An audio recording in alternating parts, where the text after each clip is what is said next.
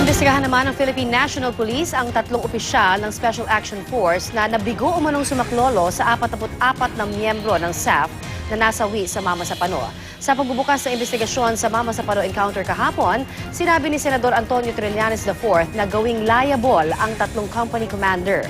Lumalabas kasi na ipinadala ang tropa ng 45th Special Action Company para tulungan ang 55th Special Action Company. Kwento ni Sergeant Wilmer Haranilla, niyayaya niya ang mga SAF na tumawid sa ilog upang matunton ang lokasyon ng binabakbakang SAF pero ayaw daw nilang sumama. Posible raw na dahil sa takot ay hindi na umusad ang tropa. Sa gitna naman ng patuloy na pagsisisihan ng AFP at PNP kung sino ang nagkulang sa nangyari sa Mama Sapano, para kay Senate Minority Leader Juan Ponce Enrile, si Pangulong Noynoy Aquino ang pinakadapat sisihin sa nangyari. Tila interesado lang daw si Pinoy na malaman kung nakuha ang mga tinutugis na teroristang sina Marwan at Basit Usman. Ipinagtanggol naman si Pangulong Aquino ng ibang senador at sinabing hindi nito alam ang buong pangyayari noong mga oras na iyon.